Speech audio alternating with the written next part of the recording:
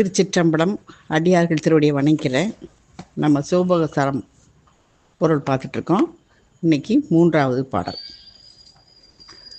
ஆரறிவார் நீதிபடி ஆரறிவார் சித்திமுத்தி ஆரறிவார் நற்றவங்கள் அன்பனைத்தும் பாரெவர்க்குங் கத்தன் கமலையில் வாழ் ஞானப்பிரகாசன் எனும் மத்தன் என்போல் வந்திலனானாள். இப்போ இந்த பாட்டுக்கு என்னென்னா, யாவர்க்கும் தலைவராய் இந்த நில உலகில் திருவாரூரின் கண் எழுந்தருளில ஞானப்பிரகாசர் என்னும் அருட்குரவர். அதாவது பாரெவர்க்கும் அத்தன் அப்படின்னு வச்சுக்கணும். கத்தன் அரைக்குது, பிரித்து படிக்கணும். கத்தன் கமலையில் வாழ் ஞானப்பிரகாசன் எனும் அத்தன் என்போல் வந்திலன் ஆனால் அவன் வரலனா என்ன ஆயிருக்கும் அப்படின்னு சொல்கிறாரு. அந்த 2 வரியில் அதைத்தான் யாவருக்கும் தலைவராய் இந்த நில உலகில் திருவாரூரின் கண் எழுந்தருளுள்ள ஞானப்பிரகாசர் என்னும் அருட்குரவர் என்ன செய்வார்? இவ்வாறு மனித உருக்கொண்டு வந்து அருள் செய்தலர் ஆயின், இந்த மாதிரி மனிதராக ஒரு ஆசிரியராக வந்து நம்மளுக்கு அருள் செய்யாவிட்டால் என்ன ஆயிருக்கும்? அறநெறியாகிய உலகியல் ஒழுக்கமும் சிவதன்ம சிவயோக சிவஞானங்கள் ஆகிய அதுதான் சொல்கிறாரு. சித்திமுத்தி ஆரைவா நற்றவங்கள் என்பனைத்தும் நற்றவங்கள் அன்பனைத்தும் அப்படின்னு சொல்கிறாரு. அதாவது அறநெறியாகிய எல்லாத்தையும் மெய்நெறி ஒழுக்கமும் என்னும் சாதனங்களும் அவற்றது பயனாய இப்போ இந்த மாதிரி மெய் நெறி ஒழுக்கம் இருந்தால், அதாவது சிவதன்மம் சிவயோகம் சிவஞானம் இருந்தால் என்ன ஆகும்? இன்னும் சாதனங்களும் அதன் பயனாக சித்தி, இதெல்லாம் சாதனங்கள். எது? சிவதன்மம் சிவயோகம் சிவஞானம், இது மெய்நெறி ஒழுக்கம், இது சாதனங்களும் அவற்றது பயனாகிய சித்தி முத்தி என்னும் பேர்களும். அப்போ இந்த மாதிரி இருந்தால் இதுக்கு என்ன பலன் கிடைக்கும்? சித்தி கிடைக்கும், அப்புறம் முத்தி கிடைக்கும். இந்த மாதிரி பேர்களும் இன்ன என்பதனை நான் எங்கன உணர வல்லேன், எனக்கு எப்படி தெரியும்? இதுதான் இந்த மாதிரிலாம், இது மாதிரி மெய்நெறி இருக்குது, இதை ஒழுகுனா பயனுக்கு சித்தி கிடைக்கும் முத்தி கிடைக்கும் அப்படிங்கிறதெல்லாம் நான் எப்படி தெரிஞ்சுக்குவேன்?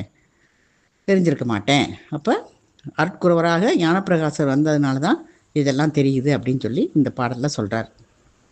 அதாவது ஆரறிவார் அப்படின்றது தம்மை போலே பிற வச்சு கூறுறது. நற்றவங்கள்னு என்னது? இறப்பில் தவம்னா இறக்கும்போது செய்கிற தவம்னா தவம். இறப்பில்லாத தவம் செஞ்சாதான் எஞ்ஞான்றும் அழியாத இந்த சரியை கிரியை யோகங்களாய சிவபுண்ணியங்கள், அதுதான் இறப்பில் தவம். அன்பு என்பது ஞானம் என்னும் பொருட்டாய் நின்றது. அப்போ ஞானமும் அன்பும் ஒன்று தான். இந்த பாரியில் கமலைவாள் அப்படின்னு சொல்கிறாங்க. அதாவது என் போல் என்றது வடிவு குறித்து, என்ன மாதிரி அப்படின்னா என் வடிவை குறித்து அப்படி சொல்கிறார். என் போல் யார் அப்படின்னு சொல்கிறார். என் போல் என்ன மாதிரியே வடிவம் எடுத்து வந்ததற்கா அப்படின்னு சொல்லி அதுக்கு தான் என் போல் வந்திலனானால் அப்படின்னு சொல்கிறார்.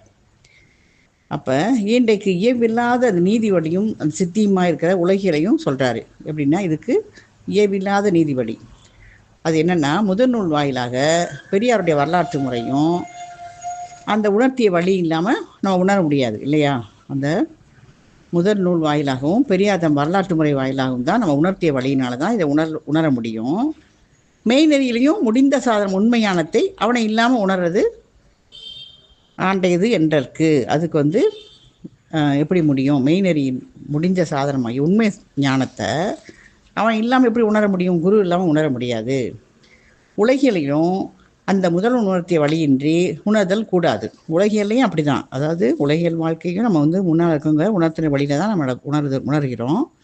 அது மாதிரி இது முதல் நூல் வாயிலாகவும் பெரியாருடைய வரலாற்று முறை வாயிலாகவும் அந்த உணர்த்திய வழியின்றி நம்ம உணர்தல் கூடாது, அப்படி உணர முடியாது அப்படின்னு சொல்கிறாரு.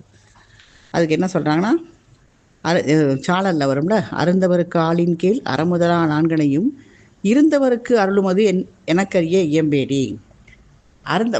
அருந்தவருக்கு அறமுதனால் அந்தள்ளி செய்தலினேல் திருந்தவருக்கு உலகியற்கே தெரியாக்கான்னு உலகியற்கே தெரியாமல் இருக்கும் அப்படின்னு சொல்கிறாரு.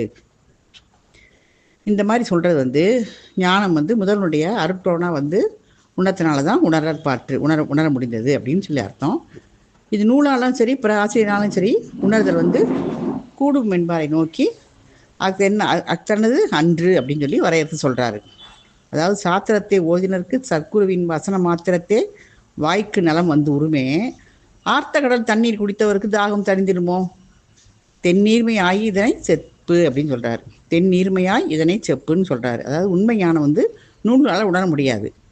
அப்போ குரு மூலமாக அவர் வந்து வந்தாதான், அதாவது சாத்திரத்தை ஓதினருக்கு சர்க்குருவின் வசன மாத்திரத்தே வாய்க்கு நலம் வந்துருமா? அந்த ஆர்த்த கடல் தண்ணீர் குடித்தவங்களுக்கு தாகம் தணிந்துருமா? அப்போ தென்னீர்மையா தெளிந்த நீர் போல இதனை செப்பு அப்படின்னு சொல்லி சொல்கிறாங்க. ஆகமங்கள் எங்கே, அருசமயந்தான் எங்கே, யோகங்கள் எங்கே, உணர்வு எங்கே, பாகத்தருள் வடிவும் தானுமாய் ஆண்டிலனே வந்த பெருவடிவை யார் அறிவார் பேசு அப்படின்னு இதெல்லாம் வந்து இதை வந்து வலியுறுத்த பாடல்களை பதிகத்திலிருந்து எடுத்துக்கொள்கிறாரு. அதாவது வருவனவற்றால் அதனால் பிறரான் வாராது என்பது உணரணும், உணர வராது. அதாவது இப்போ இல்லைன்னா வருவனற்றால் எதையும் உணர வாராது அப்படின்னு தான் உணரணும். இதுதான் வந்து அதனால் எதிர்மறை முகமாக கூறி இந்த யாப்பிலே சொல்லுகிறார். எப்படி எதிர்மறை முகம்னா, மற்ற அன்போ வந்திரனானால் இவன் வந்திரனா என்ன ஆயிருக்கும்? ஒன்றும் ஆயிருக்காது, அது ஒன்றுமே ஞானம் கிடச்சிருக்காதுங்கிறது தான் எதிர்மறையாக கூறுகிறார் அப்படின்னு சொல்கிறார் இந்த பாடலில். திருச்சிற்றம்பலம். அடுத்த பாடல் நாளை பார்க்கலாம்.